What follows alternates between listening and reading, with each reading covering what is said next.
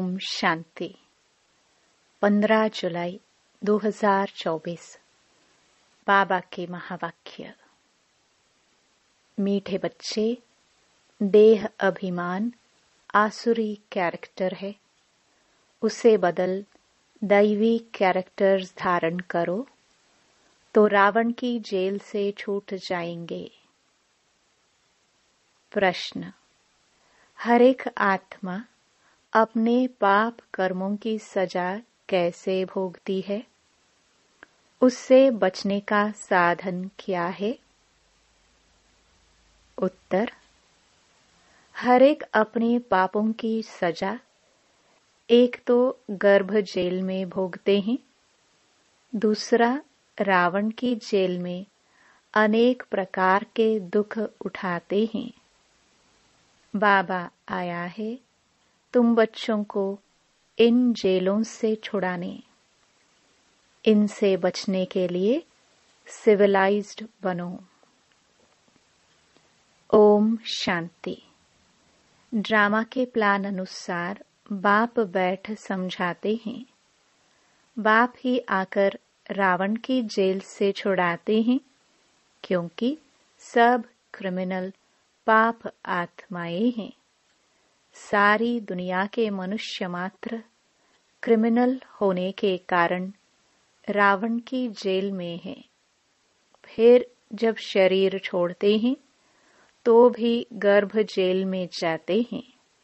बाप आकर दोनों जेल से छुड़ाते हैं। फिर तुम आधा कल्प रावण की जेल में भी नहीं और गर्भ जेल में भी नहीं जाएंगे। तुम जानते हो, बाप धीरे धीरे पुरुषार्थ अनुसार हमें रावण की जेल से और गर्भ जेल से छुड़ाते रहते हैं। बाप बताते हैं, तुम सब क्रिमिनल हो रावण राज्य में। फिर राम राज्य में सब सिविलाइज्ड होते हैं। कोई भी भूत की प्रवेशता नहीं होती है। देह का अहंकार आने से ही फिर और भूतों की प्रवेशता होती है। अब तुम बच्चों को पुरुषार्थ कर देही अभिमानी बनना है। जब ऐसे लक्ष्मी नारायण बन जाएंगे तब ही देवता कहलाएंगे। अभी तो तुम ब्राह्मण कहलाते हो। रावण की जेल से छुड़ाने लिए बाप आकर पढ़ाते भी हैं, और जो सबके कैरेक्टर्स बिगड़े हुए हैं वह सुधारते भी हैं। आधा कल्प से कैरेक्टर्स बिगड़ते बिगड़ते बहुत बिगड़ गए हैं। इस समय है तमो प्रधान कैरेक्टर्स। दैवी और आसुरी कैरेक्टर्स में बरोबर रात दिन का फर्क है। बाप समझाते हैं, अब पुरुषार्थ कर अपना दैवी कैरेक्टर्स बनाना है, तब ही आसुरी कैरेक्टर से छूटते जाएंगे। आसुरी कैरेक्टर्स में देह अभिमान है नंबर 1। देही अभिमानी के कैरेक्टर्स कभी बिगड़ते नहीं हैं। सारा मदार कैरेक्टर्स पर है। देवताओं का कैरेक्टर कैसे बिगड़ता है? जब वे वाम मार्ग में जाते हैं, अर्थात विकारी बनते हैं, तब कैरेक्टर्स बिगड़ते हैं। जगन्नाथ के मंदिर में ऐसे चित्र दिखाए हैं वाम मार्ग के। यह तो बहुत वर्षों का पुराना मंदिर है। ड्रेस आदि देवताओं की ही है। दिखाते हैं देवता वाम मार्ग में कैसे जाते हैं। पहली पहली क्रिमिनलिटी है ही यह। काम चिता पर चढ़ते हैं, फिर रंग बदलते बदलते बिल्कुल काले हो जाते हैं। पहले पहले गोल्डन एज में हैं संपूर्ण गोरे, फिर 2 कला कम हो जाती है। त्रेता को स्वर्ग नहीं कहेंगे। वह है सेमी स्वर्ग। बाप ने समझाया है, रावण के आने से ही तुम्हारे ऊपर कट चढ़ना शुरू हुई है। पूरे क्रिमिनल अंत में बनते हो। अभी 100% क्रिमिनल कहेंगे, 100% वाइसलेस थे, फिर 100% विशियस बने। अब बाप कहते हैं, सुधरते जाओ। यह रावण का जेल बहुत बड़ा है। सबको क्रिमिनल ही कहेंगे, क्योंकि रावण के राज्य में है ना। राम राज्य और रावण राज्य का तो उनको पता ही नहीं है। अभी तुम पुरुषार्थ कर रहे हो राम राज्य में जाने का। संपूर्ण तो कोई बना नहीं है। कोई फर्स्ट, कोई सेकंड, कोई थर्ड में है। अब बाप पढ़ाते हैं, दैवी गुण धारण कराते हैं। देह अभिमान तो सब में है। जितना जितना तुम सर्विस में लगे रहेंगे, उतना देह अभिमान कम होता जाएगा। सर्विस करने से ही देह अभिमान कम होगा। देही अभिमानी बड़ी बड़ी सर्विस करेंगे। बाबा देही अभिमानी है तो कितनी अच्छी सर्विस करते हैं। सभी को क्रिमिनल रावण की जेल से छुड़ाए सद्गति प्राप्त करा देते हैं। वहां फिर दोनों जेल नहीं होगी। यहाँ डबल जेल है। सतयुग में न कोर्ट है, न पापात्माएं हैं, न तो रावण की जेल ही है। रावण की है बेहद की जेल। सभी 5 विकारों की रस्सियों में बंधे हुए हैं। अपरम अपार दुख है। दिन प्रतिदिन दुख वृद्धि को पाता रहता है। सतयुग को कहा जाता है गोल्डन एज, त्रेता को सिल्वर एज। सतयुग वाला सुख त्रेता में नहीं हो सकता, क्योंकि आत्मा की 2 कला कम हो जाती है। आत्मा की कला कम होने से शरीर भी ऐसे हो जाते हैं। तो यह समझना चाहिए कि बरोबर हम रावण के राज्य में देह अभिमानी बन पड़े हैं। अब बाप आया है रावण की जेल से छुड़ाने के लिए। आधा कल्प का देह अभिमान निकलने में देरी तो लगती है। बहुत मेहनत करनी पड़ती है। जल्दी में जो शरीर छोड़ गए, वह फिर भी बड़े होकर आए, कुछ ज्ञान उठा सकते हैं। जितना देरी होती जाती है, तो फिर पुरुषार्थ तो कर ना सके। कोई मरे फिर आकर पुरुषार्थ करे, सो तो जब ऑर्गन्स बड़े हो, समझदार हो, तब कुछ कर भी सके। देरी से जाने वाले तो कुछ सीख नहीं सकेंगे। जितना सीखे उतना सीखे। इसलिए मरने से पहले पुरुषार्थ करना चाहिए। जितना हो सके इस तरफ आने की कोशिश जरूर करेंगे। इस हालत में बहुत आएंगे। झाड़ वृद्धि को पाएगा। समझानी तो बहुत सहज है। बॉम्बे में बाप का परिचय देने के लिए चांस बहुत अच्छा है। यह हम सबका बाप है। बाप से वर्षा तो जरूर स्वर्ग का ही चाहिए। कितना सहज है। दिल अंदर गदगद होना चाहिए। यह हमको पढ़ाने वाला है। यह हमारी एम ऑब्जेक्ट है। हम पहले सद्गति में थे, फिर दुर्गति में आए, अब फिर दुर्गति से सद्गति में जाना है। शिव बाबा कहते हैं, मामेकम याद करो तो तुम्हारे जन्म जन्मांतर के पाप कट जाएंगे। तुम बच्चे जानते हो जब द्वापर में रावण राज्य होता है तो 5 विकार रूपी रावण सर्वव्यापी हो जाता है। जहाँ विकार सर्वव्यापी है वहाँ बाप सर्वव्यापी कैसे हो सकता है? सभी मनुष्य पापात्माएं हैं ना। बाप सम्मुख है तब तो ऐसे कहते हैं कि मैंने कहा ही नहीं है, उल्टा समझ गए हैं। उल्टा समझते विकारों में गिरते गिरते गालियां देते देते भारत का यह हाल हुआ है। क्रिश्चियन लोग भी जानते हैं कि 5000 वर्ष पहले भारत स्वर्ग था। सभी सतो प्रधान थे। भारतवासी तो लाखों वर्ष कह देते हैं क्योंकि तमो प्रधान बुद्धि बन पड़े हैं।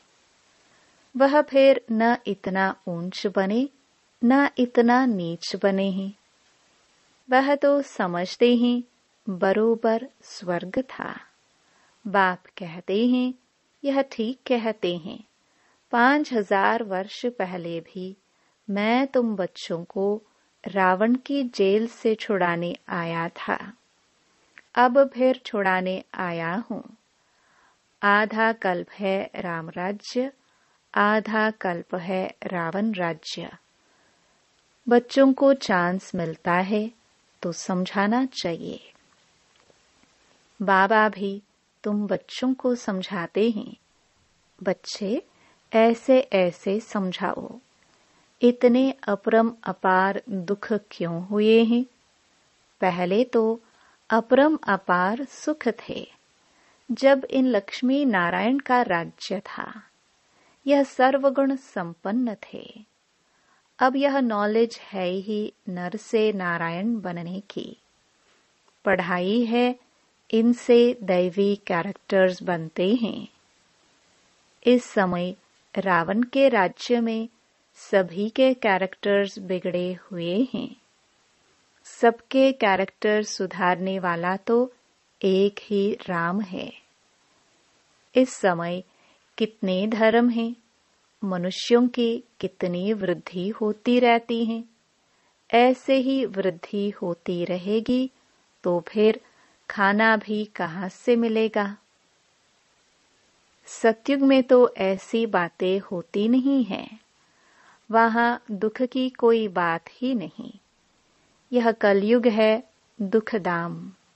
सब विकारी हैं। वह है सुखधाम। सभी संपूर्ण निर्विकारी हैं। घड़ी घड़ी उन्हों को यह बतलाना चाहिए तो कुछ समझ जाए। बाप कहते हैं मैं पतित पावन हूँ। मुझे याद करने से तुम्हारे जन्म जन्मांतर के पाप कट जाएंगे। अब बाप कैसे कहेंगे? जरूर शरीर धारण कर बोलेंगे ना। पतित पावन सर्व का सद्गति दाता एक बाप है। जरूर वह किसी रीति में आया होगा। बाप कहते हैं मैं इस रथ में आता हूँ जो अपने जन्मों को नहीं जानते हैं। बाप समझाते हैं यह 84 जन्मों का खेल है। जो पहले पहले आए होंगे वही आएंगे। उनके ही बहुत जन्म होंगे, फिर कम होते जाएंगे। सबसे पहले देवताएं आए। बाबा बच्चों को भाषण करना सिखलाते हैं। ऐसे ऐसे समझाना चाहिए। अच्छी रीति याद में रहेंगे। देह अभिमान नहीं होगा तो भाषण अच्छा करेंगे। शिव बाबा देही अभिमानी है ना। कहते रहते हैं बच्चे देही अभिमानी भव। कोई विकार न रहे, अंदर में कोई शैतानी न रहे। तुम्हें किसको भी दुख नहीं देना है, किसकी निंदा नहीं करनी है। तुम बच्चों को कभी भी सुनी अनसुनी बातों पर विश्वास नहीं करना चाहिए। बाप से पूछो, यह ऐसे कहते हैं, क्या सत्य है? बाबा बता देंगे। नहीं तो बहुत हैं जो झूठी बातें बनाने में देरी नहीं करते हैं। फलाने ने तुम्हारे लिए ऐसे ऐसे कहा, सुनाकर उनको ही खाक कर देंगे। बाबा जानते हैं ऐसे बहुत होता है। उल्टी सुल्टी बातें सुनाकर दिल को खराब कर देते हैं।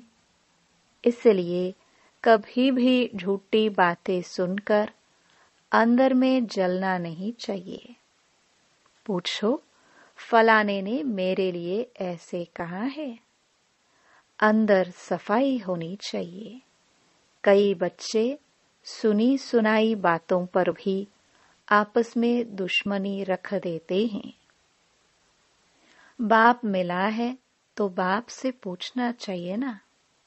ब्रह्मा बाबा पर भी बहुतों को विश्वास नहीं होता है। शिव बाबा को भी भूल जाते हैं। बाप तो आए हैं सबको ऊंच बनाने, प्यार से उठाते रहते हैं। ईश्वरीय मत लेनी चाहिए। निश्चय ही नहीं होगा तो पूछेंगे ही नहीं, तो रिस्पॉन्ड भी नहीं मिलेगा। बाप जो समझाते हैं उसको धारण करना चाहिए। तुम बच्चे श्रीमत पर विश्व में शांति स्थापन करने के निमित्त बने हो। एक बाप के सिवाय और कोई की मत ऊंच ते ऊंच हो नहीं सकती। ऊंच ते ऊंच मत है ही भगवान की, जिससे मर्तबा भी कितना ऊंचा मिलता है। बाप कहते हैं, अपना कल्याण कर ऊंच पद पाओ, महारथी बनो। पढ़ेंगे ही नहीं तो क्या पद पाएंगे? यह है कल्प कल्पांतर की बात। सतयुग में दास दासिया भी नंबरवार होते हैं।